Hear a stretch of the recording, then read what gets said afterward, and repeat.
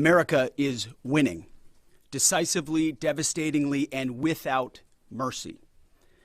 Under the direct command of President Trump, the War Department unleashed this operation early Saturday morning, just 4 days ago, which means we need to remember two things. First, we are only 4 days into this. Metrics are shifting, dust is settling, and more forces are arriving. It's very early. And as President Trump has said, we will take all the time we need to make sure that we succeed. Second, we are only 4 days into this, and the results have been incredible. Historic, really. Only the United States of America could lead this, only us.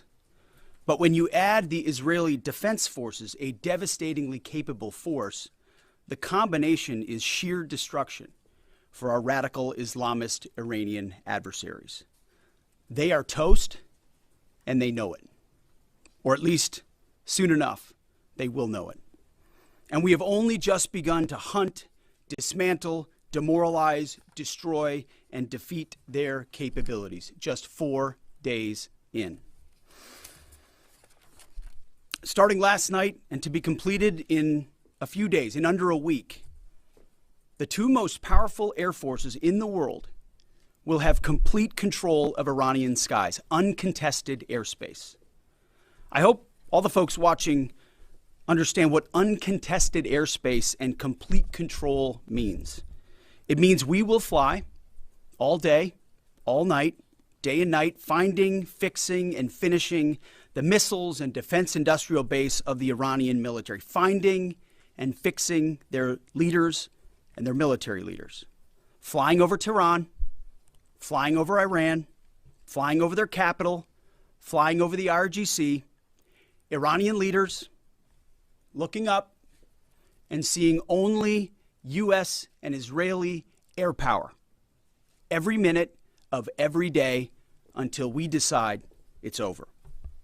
And Iran will be able to do nothing about it. B-2s, B-52s, B-1s, Predator drones, fighters, controlling the skies, picking targets. Death and destruction from the sky all day long. We're playing for keeps. Our warfighters have maximum authorities granted personally by the president and yours truly. Our rules of engagement are bold, precise, and designed to unleash American power, not shackle it. This was never meant to be a fair fight, and it is not a fair fight. We are punching them while they're down, which is exactly how it should be. Thus far, Operation Epic Fury has delivered twice the air power of shock and awe of Iraq in 2003, minus Paul Bremer and the nation building. The campaign has 7 times the intensity of Israel's previous operations against Iran during the 12-day war, 7 times. And as President Trump said, more and larger waves are coming. We are just getting started. We are accelerating, not decelerating. Iran's capabilities are evaporating by the hour, while American strength grows fiercer, smarter, and utterly dominant. More bombers and more fighters are arriving just today. And now, with complete control of the skies, we will be using 500-pound, 1,000-pound, and 2,000-pound GPS and laser-guided precision gravity bombs, of which we have a nearly unlimited stockpile. We used more exquisite standoff munitions at the start, but no longer need to. Our stockpiles of those, as well as Patriots, remains extremely strong. The enemy can no longer shoot the volume of missiles they once did, not even close. And the chairman will lay out some of those percentages. So our air defenses and that of our allies have plenty of runway. We can sustain this fight easily for as long as we need to. And as I said yesterday, we set the terms. Now, you may not see much of it because the IRGC shut off the internet to the entirety of the country. They blind their people on purpose, just like they kill their own on purpose. Much was made of the volume of missiles Iran was able to shoot in the first few days. And sadly, as we projected, a few got through. and killed 6 of our best, who will hopefully arrive home soon. We will avenge them, no doubt. But I liken Iran's predicament to a football team who scripted the first 20 plays of a game. The team knew what plays to run because their first few drives were scripted. But now that the game has started and the blitz is on, they don't know what plays to call, let alone how to get in the huddle and call those plays. Iran's senior leaders are dead. The so-called governing council that might have selected a successor, dead, missing, or cowering in bunkers, too terrified to even occupy the same room. Senior generals, mid-level officers, enlisted ranks, they can't talk or communicate, let alone mount a coordinated and sustained offensive. That's not great for morale. The Iranian Air Force is no more, built for 1996, destroyed in 2026. The Iranian Navy rests at the bottom of the Persian Gulf. Combat ineffective, decimated, destroyed, defeated, pick your adjective. In fact, last night, we sunk their prize ship, the Soleimani. Looks like POTUS got him twice. Their Navy, not a factor. Pick your adjective, it is no more. In fact, yesterday, in the Indian Ocean, and we'll play it on the screen there, an American submarine sunk an Iranian warship that thought it was safe in international waters. Instead, it was sunk by a torpedo. Quiet death. The first sinking of an enemy ship by a torpedo since World War II. Like in that war, back when we were still the War Department, we are fighting to win. Also, yesterday, the leader of the unit who attempted to assassinate President Trump has been hunted down and killed. Iran tried to kill President Trump, and President Trump got the last laugh. Now, this is not a mission accomplished situation. This is simply a reality check. The combination of U.S. and Israeli intelligence and combat power will control Iran, and will control it soon. Sure, Iran will still be able to shoot some missiles and still be able to launch one-way attack drones at civilian targets, and their proxies will attempt to attack our embassies, bases, and soft targets. They are terrorists, after all, and they need to target civilians because they can't fight toe-to-toe. But we will find them, and we will kill them. This is what the fake news misses. We've taken control of Iran's airspace and waterways without boots on the ground. We control their fate. But when a few drones get through or tragic things happen, it's front page news. I get it. The press only wants to make the president look bad, but try for once to report the reality. The terms of this war will be set by us at every step. As I said Monday, the mission is laser focused. Obliterate Iran's missiles and drones and facilities that produce them, annihilate its navy and critical security infrastructure, and sever their pathway to nuclear weapons. Iran will never possess a nuclear bomb, not on our watch, not ever. And this is why President Trump's moral clarity on Iran today is so vital. Unlike the past, where vague red lines and endless negotiations let Iran fund terror and inch ever so slightly toward a bomb, this president sees the threat plainly and acts decisively. No more half measures, especially when Iran is at its weakest.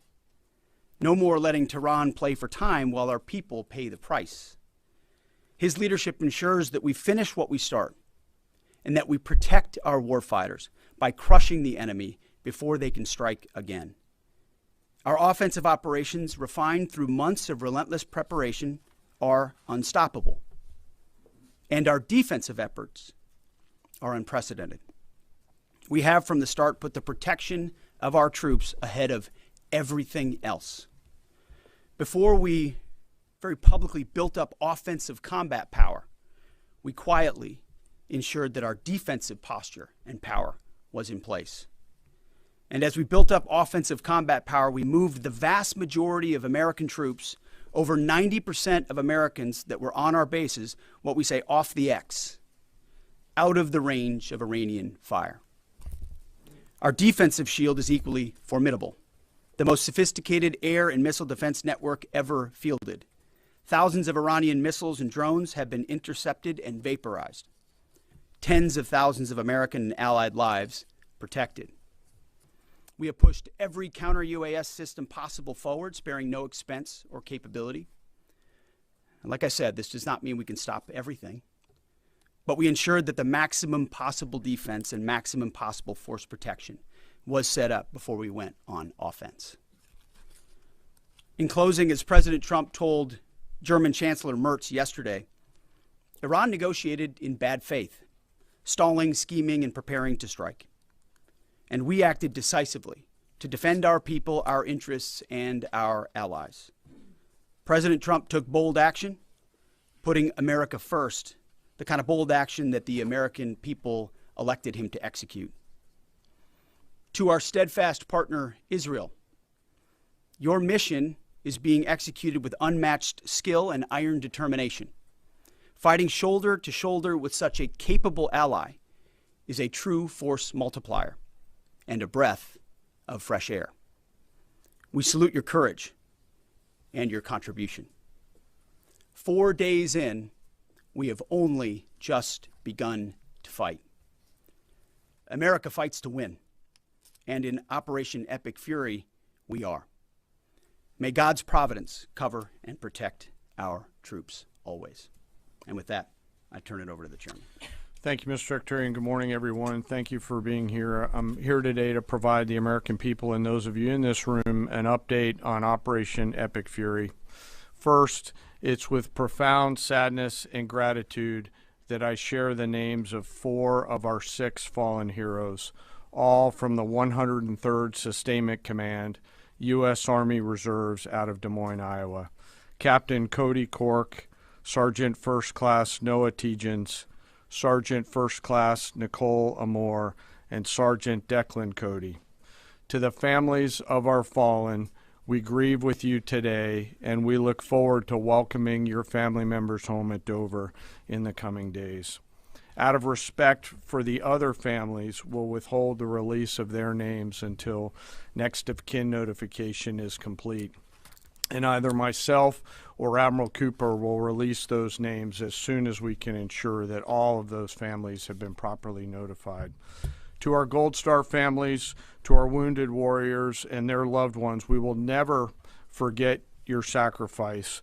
Our nation stands with you, and we are eternally grateful for your courage, your resiliency, your devotion to this mission and to our nation. As the Secretary said, we're 4 days in, 103 hours into this campaign.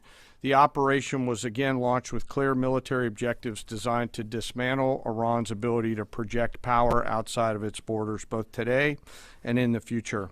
First, we are targeting and eliminating Iran's ballistic missile systems to prevent them from threatening the U.S. Forces, partners, and interests in the region. Second, we are destroying the Iranian Navy, degrading its capacity, capability, and ability to conduct operations, not just in the Central Command AOR, but as the Secretary showed in the video, around the world. Third, we're ensuring Iran cannot rapidly rebuild or reconstitute its combat capability or combat power, and those phases will begin as the campaign continues. As of this morning, U.S. Central Command is making steady progress. Iran's theater ballistic missile shots fired are down 86% from the first day of fighting, with a 23% decrease just in the last 24 hours. And their one-way attack drone shots are down 73% from the opening days.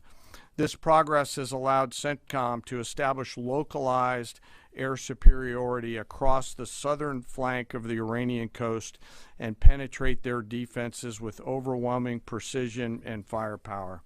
We will now begin to expand inland, striking progressively deeper into Iranian territory and creating additional freedom of maneuver for U.S. forces. Let me explain a little bit about how we're thinking about staying ahead of the enemy. First, over the past several weeks, Admiral Cooper and the CENTCOM team have refined their operational approach to the region. their planners identified key centers of gravity that would allow Iran to project power outside of its borders. They thought about how to isolate critical vulnerabilities and determined where, with precision, the greatest strategic effect could be achieved. As a result of this, CENTCOM is now shifting in day 4 already from large, deliberate strike packages using standoff munitions at range outside an enemy's ability to shoot at us, now into stand-in precision strikes overhead Iran. As the Secretary said, this is a point of munitions transition from standoff munitions to stand-in munitions like Joint Direct Attack munitions, which are GPS-aided free-fall weapons, and other things like Hellfires, etc. This will allow the joint force to deliver significantly increased precision effects on the target. The throttle is coming up, as the Secretary said, as opposed to ramping down. This will allow us to maintain consistent pressure on the adversary over the coming days, disrupt their launch timelines, and impose cost every day around the clock. I know there have been a lot of questions about munitions. We have sufficient precision munitions for the task at hand, both on the offense and defense. But I want to tell you, teammates, as a matter of practice, I don't want to be talking about quantities. And I know there's been a great debate about that, and I appreciate the interest, but just know that we consider that an operational security matter. Let me flip to the map here. Hopefully I don't kill anybody with a laser pointer. As I mentioned earlier, and for you with the camera right there, my friend, I hope I don't ricochet off and hurt you. Over the initial days, the U.S. Joint Forces continued to attack and attrit ballistic missile capabilities as well as integrated air defense capabilities along the southern axis. Along the northern axis, Israel and the Israeli Air Force has predominantly been working integrated air defense targets along the northern flank, as well as medium-range ballistic missile capability as well. From the sea, the USS Ford has continued to project combat power here, as well as the bomber pulses that we talked about in the opening days of this briefing. Along the southern axis, the USS Abraham Lincoln Strike Group has continued to provide pressure from the sea along the southeastern side of the coast and has been attriting naval capability all along the strait and up into the Arabian Gulf at a size and scale sufficiently to address the targets required. To date, we've hit over 2,000 targets, as Admiral Cooper said in his video last night. We've destroyed more than 20 Iranian naval vessels, including, in addition to the frigate outside of the area, one submarine, and effectively neutralized at this point in time Iran's major naval presence in theater out there. As the Secretary showed the video, for the first time since 1945, a United States Navy fast attack submarine has sunk an enemy combatant ship using a single Mark 48 torpedo to achieve immediate effect, sending the warship to the bottom of the sea. I want to remind everybody that this is an incredible demonstration of America's global reach. To hunt, find, and kill an out-of-area deployer is something that only the United States can do at this type of scale. Over the next 24 to 48 hours, CENTCOM will continue to strike infrastructure and naval capability, and will continue to assess our progress against the military objectives. It does take time for us to collect that information and to assess en route. Much of our intelligence, surveillance, and reconnaissance capability is currently hunting and killing ballistic missile launchers and one-way attack capability. We're precise in that assessment, and we call balls and strikes in that assessment. We take that matter seriously. Iran, on the other hand, has been indiscriminate and more imprecise in their attacks. They fired more than 500 ballistic missiles and more than 2,000 drones, striking innocent civilian targets throughout the region. Our partners are answering the call to defend themselves right alongside us.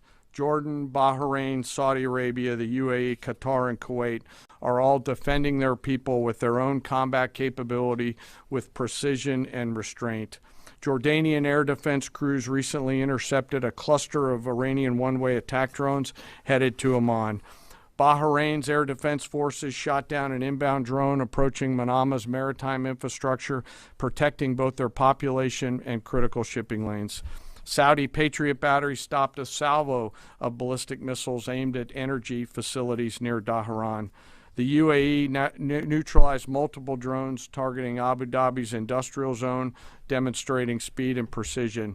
And Qatari fighters for the first time have shot down 2 Iranian bombers that were en route to their location. Together, these nations are helping to defend themselves and project power as required against the enemy. We're 100 hours in. It's still very early, as the Secretary said, but the balance is shifting. We've always got to remember that these operations are complex, dangerous, and far from over. Our soldiers, sailors, airmen, Marines, Guardians, and Coast Guardsmen remain in harm's way, and we must be clear-eyed that the risk is still high. This is combat. Let us never forget this. As we continue, I ask that we hold all of our deployed teammates in our thoughts, those standing the watch, flying the sorties, sustaining the fight, and carrying our nation's burden. And I'll stop where I started, and that's remembering our 6 fallen who will return home as soon as possible. I remain humbled, grateful, inspired by every day the valor and professionalism of our joint force. They are quiet professionals through and through, out there doing America's work through the day and through the darkness. And with that, I'll take your questions along with the Secretary. Go ahead. What do you assess the enemy's control and command status is right now? And can you broadly describe our decisive point in this operation? Well, I won't describe the decisive point in the operation because that would tell the bad guys what it was. That's a good question, though. I appreciate the question. Their C2 structures in a bad way. Admiral Cooper's been continuing to pressure C2 at the IRGC C2 and other military elements, and will continue to do so. Thank you for the question. Thank you, Secretary Hegseth. Mary Margaret with the Daily Wire. Couple questions for you and then one for General Kane. Can you tell us more about how we took out the leader who was the leader of the group that was trying to assassinate President Trump? And then Turkey's defense ministry says NATO air defense systems intercepted an Iranian ballistic missile headed towards Turkish airspace. Could this trigger NATO's Article 5, and was it the U.S. who shot it down? On the first question, we've known for a long time that Iran had intentions on trying to kill President Trump and or other U.S. Officials.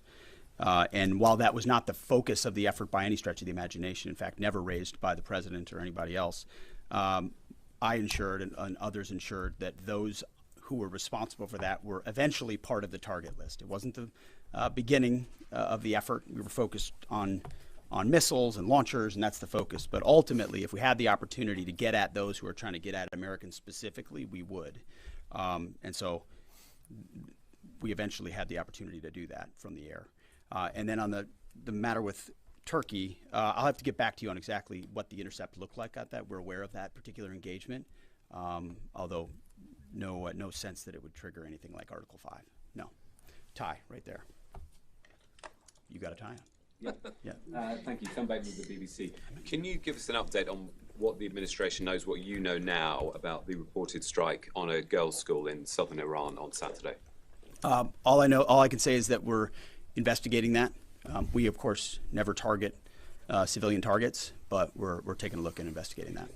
Red tie in front. Just on the basis that with the information you would have, your reconnaissance abilities, ability to gather information, I mean, it's several days on now. So is there any clarity on whose munition this was? We're investigating it. Thank you. Secretary, so there are reports that the administration is considering arming Iranian Kurdish groups. So could you please clarify that whether any such plan has been authorized and whether Congress or regional partners has been notified and consulted? All I would say is none of our objectives are premised on the support or the arming of any particular force. So what other entities may be doing, we're aware of, but our objectives aren't centered on that. Green, right there. Yeah, thank you, Mr. Secretary. Mike Lynn, Washington Times. Can you talk a little bit about the deconfliction process that's going on? You have two parallel operations, Epic Fury and Roaring Lion. How are you making sure they're not interfering with each other? Sure, I'm happy to take that. Thank you for the question. We have liaison officers on both sides. There are U.S. CENTCOM teammates out in Israel, and there are Israeli Defense Force teammates at the relevant command and control nodes within the U.S. CENTCOM enterprise. Routinely, Admiral Cooper is talking to the IDF Chief of Defense, and I will occasionally speak to him through the arc of this. I've spoken to him a few times already. That allows us to coordinate, integrate, and synchronize activities while maintaining separate efforts. And when I said a breath of fresh air, I really meant it. Usually it's us with some ancillary benefits from allies who are maybe willing but not as capable. When you have both the will and the capability of an ally that can really bring things to bear, we take certain targets, they take certain targets, and when you coordinate it, it has incredible effects. Right here. Secretary Hegseth, with respect to House Minority Leader Hakeem Jeffries' statement that the Iran mission will end in failure, what kind of message does that send to our enemies, and what does it do to the motivation of our troops? Well, I've been through that movie before with the Democrats rooting against the country. Our generation saw that in our battlefields. I think it's pretty unprecedented and unfortunate that it would occur 4 days in to an operation where, as the chairman laid out, America's best are operating in an incredibly challenging environment where they're having incredible success, but they're meeting a determined adversary. And he's been privy to briefs that we've provided. He knows how effective this has been. He's being disingenuous, which we're used to. Right here. Thank you for taking my question. Heather Mullins, Lindell TV. One of the questions I have is just really regarding the intelligence that indicated that this was something the U.S. had to get involved with at the time that you guys did. We had Operation Midnight Hammer back in June. We obliterated their nuclear facilities. What was the intelligence that suggested that somehow they became a threat once again that required us to get involved with Operation Epic Fury? I appreciate the question. The evidence in front of us since the 12-day war was that Iran had no intention of actually negotiating a nuclear deal that truly meant they did not have a pathway to the nuclear bomb. And they had a moment. Jared Kushner and Steve Witkoff, two of the best negotiators in the world, poured into that negotiation, giving them every single possible opportunity to release that ambition, and they didn't. And the intelligence that we saw they didn't intend to do it in good faith, that they had the intentions eventually to get to a place where they could have a conventional shield to block their nuclear capabilities, as I talked about yesterday. So I would separate the what from the when a little bit. The what is they've been killing Americans for 47 years. They have thousands of missiles pointed at us. They have ongoing nuclear ambitions, and they're at the weakest they've ever been. So the when became, in a particular, hey, what makes the most sense to do this to ensure that the narrow objectives we have of ensuring they never have a nuclear weapon have a maximum effect? Yes, right here. Thank you, Secretary Hegseth. I had two questions. First, what is your message to Iran's allies, namely Russia and China, who have called for an immediate end to hostilities? I don't have a message for them, and they're not really a factor here. And our issue is not with them. It's with the nuclear ambitions of Iran. Absolutely. And are any so-called fully autonomous weapons or other AI tools being used in Operation Epic Fury? We've got a lot of autonomous systems, or systems that drones and others incorporated with smart AI aspects to them, but a lot of which I can't talk about here. Yeah. Yellow, right there. Yes, ma'am. Thank you very much, Mr. Secretary. As you know, China is accusing the United States of invading in Iran, a sovereign nation, and North Korea, which cooperates with Iran on nuclear development, has declared its commitment to protecting Iran. What is the United States' strategic response to this? And I have a second one. How many allies joined with the United States to fighting against Iran? Do you have any numbers? Well, I think what you're seeing right now is a response in the region to the belligerence of Iran and the willingness of them to target civilian airports, civilian hotels, civilian locations, civilian oil infrastructure of their Gulf neighbors who would have preferred not to be in conflict, didn't want to, but now realize that this is something that has to be dealt with. So whether it's UAE or Qatar or Bahrain or Kuwait or Saudi, on different levels, they're reaching out to us, whether they're going on offense, which they are, whether they're giving us additional access, basing, and overflight. We're working very closely and collaborating with them. Also on air defenses. The air defense capabilities of those countries are significant, and when combined with ours and we coordinate, it brings simplicity to the shot doctrine, so we make sure we're using less munitions but being more effective with what we shoot at. And as it pertains to other countries, I'll sort of give the same question. They don't really bear on the case of Iran. We're going to deal with Iran's nuclear ambitions, and that'll send plenty of signals in the process. Right there. Purple. Are you going to help get Americans out of the region? Is the Thank you so military much, going to Mr. help? Secretary. I have two questions. One question for you and the other question for Mr. Chairman. You ruled out that you are not engaging with the Kurdish forces, Iranian Kurdish forces, to incursion from the Kurdistan region to Iran. But now and today, Iranian said that under threatening the Kurdistan region, they said clearly if there is any incursion from the Kurdistan region, they will attack all the Kurdistan region and go war with the Kurdistan region. What's your comment on that? And a question for Mr. Chairman, given comments that the U.S. forces might be deployed if necessary, under what specific conditions would you determine that deploying U.S. boots on the ground is necessary, and how would such a decision support and advance your stated strategic goals? Well, I'm not going to comment on U.S. boots on the ground. I think that's a question for policymakers, and I don't make policy. I execute policy. I will say on the question in the back corner about helping Americans get out, first, it's a great opportunity to encourage everybody in the region to go to the State Department and register. Secretary Rubio's been trying to get that word out, and I'd ask you to help us with that, to have folks register. We've also opened up space available seats as C-17s and other airplanes come in to try to help folks get out. But that's really a State Department matter. But to answer your question, that's what we've been doing. Absolutely. Last question right here. Secretary Hegseth, thank you. Reagan Reese with the Daily Caller. You touched on this in your opening remarks, but I'm hoping you could expand on it a bit.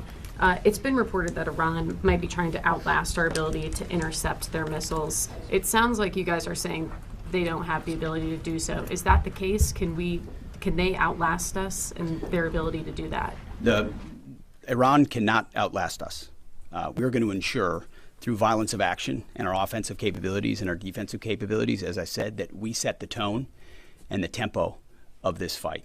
That's why stories and speculation about different things that try to make it look like we're limited in what we can do. The only limits we have in this is President Trump's desire to achieve specific effects on behalf of the American people. And that's why we don't talk about, you can say 4 weeks, but it could be 6, it could be 8, it could be 3. Ultimately, we set the pace and the tempo. The enemy is off balance, and we're going to keep them off balance. And we know their ability to shoot versus our ability to defend. That difference gets wider and wider every day. Our defense gets better, their offense capabilities diminish. As we are going into ammunitions that we, as we said, have tens of thousands of and can drop unlimited supplies on, with even more effects than the standoff emissions we have now, which is why when we say the throttle's going up, the throttle's going up, and it's going to stay on high. Thank you all very much. Appreciate it.